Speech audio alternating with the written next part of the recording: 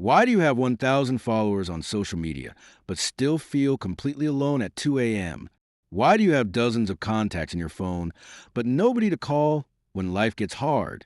You're experiencing what I call the modern loneliness paradox: more connections than ever, but less real friendship than any generation in history. But here's something fascinating. 2,000 years ago, three of history's wisest men faced the exact same problem. Marcus Aurelius, Seneca, and Epictetus all discovered something profound about human connection that social media hasn't figured out yet.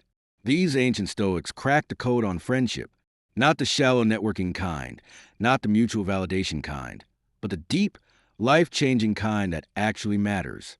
They developed 9 secret rules that separate real friends from fake connections. And today, I'm going to share these ancient friendship filters with you.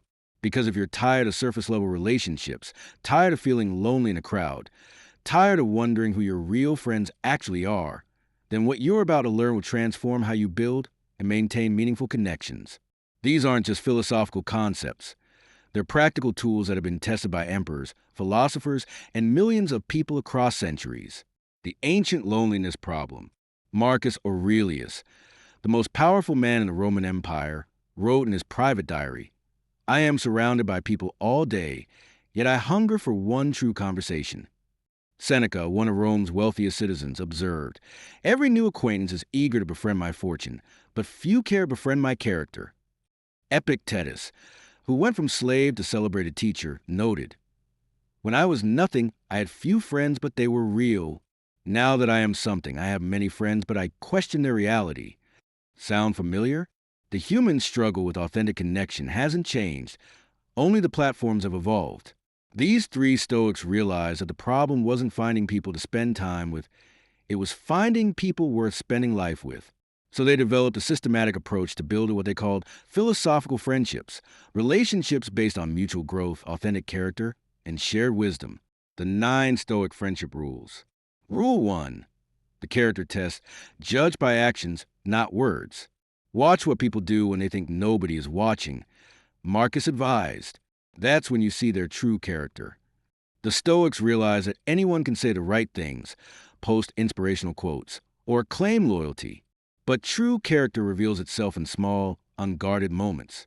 Real friends keep promises when it's inconvenient. They tell the truth when it's uncomfortable. They show up when there's nothing in it for them. Quick test. When your friend talk about other people, do they gossip or show genuine concern? How they treat others when you're around reveals how they'll treat you when you're not around. Rule 2, the growth filter. Surround yourself with people who challenge you. If you want to improve, be content to be thought foolish and stupid with regard to external things. Epictetus taught. The Stoics chose friends who made them better, not just comfortable. They valued people who challenged their thinking, called out their flaws, and inspired them to grow. Seneca wrote, "Every new beginning comes from some other beginning's end."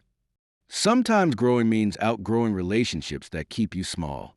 Ask yourself, after spending time with this person, do you feel inspired to be better or drained and stagnant? Rule 3, the loyalty indicator. True friends support you privately.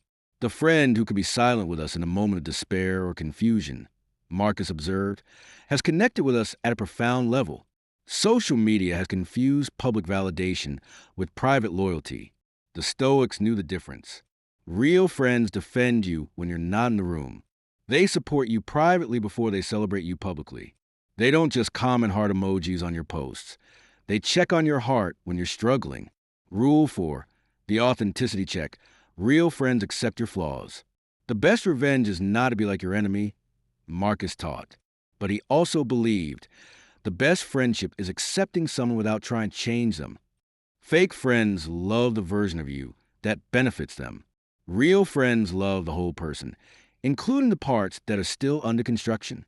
They don't require you perform or pretend. You can be yourself around them without fear of judgment or rejection. Rule 5, the reciprocity balance. Healthy friendships give and take equally. We were born to work together, Marcus reflected. Friendship is the art of balanced exchange.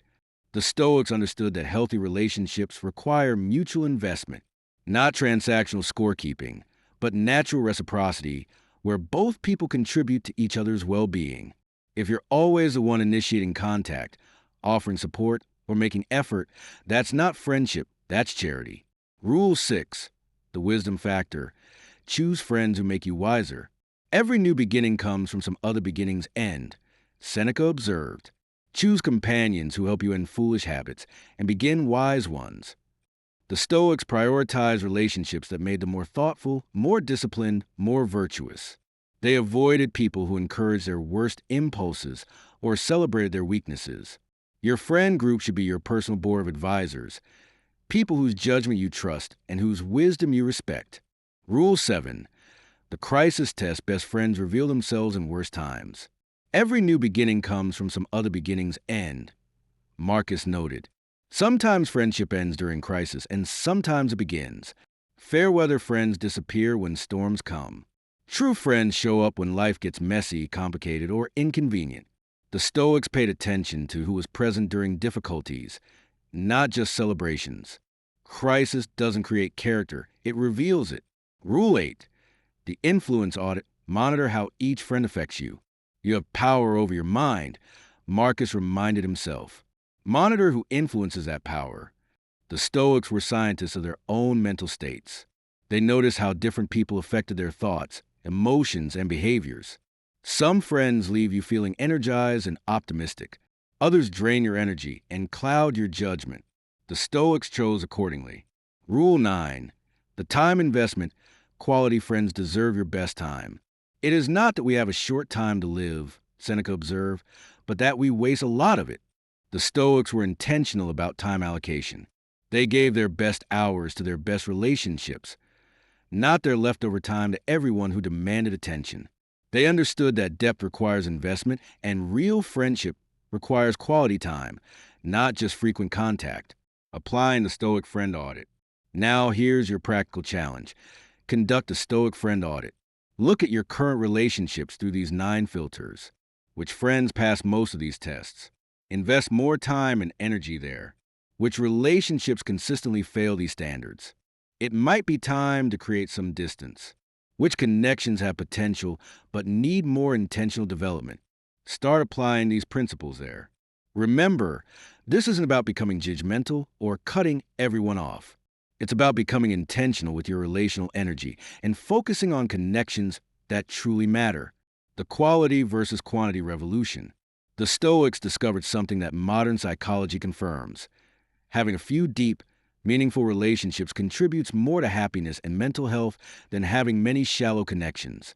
Marcus Aurelius had the whole Roman Empire available to him for friendship, but his diary reveals deep appreciation for just a handful of people who truly knew and supported him. Seneca was connected to every influential person in Rome, but found his greatest joy in mentoring relationships and philosophical discussions with like-minded individuals.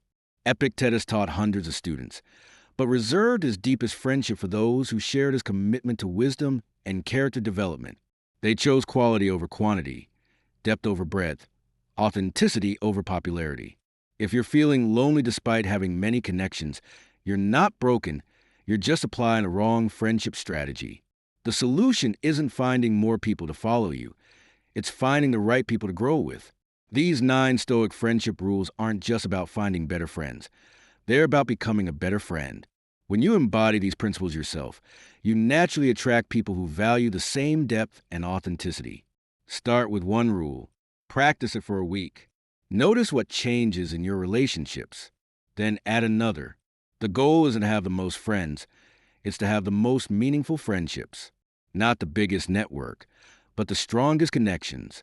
Not the most followers, but the most genuine mutual growth. Marcus Aurelius will remind you, the best way to find good friends is to be a good friend. Your ancient philosophers didn't have social media, but they mastered something far more valuable. The art of human connection that actually connects. The question isn't how many people know your name. It's how many people truly know your character. And how many people's character you truly know and appreciate in return. If this ancient wisdom helps you build deeper, more meaningful relationships, share it with someone who needs it. Subscribe for more practical philosophy that transforms modern life. Remember, you don't need 1,000 followers. You need a few true friends. And now you know how to find them. Stay connected. Stay authentic. Stay stoic.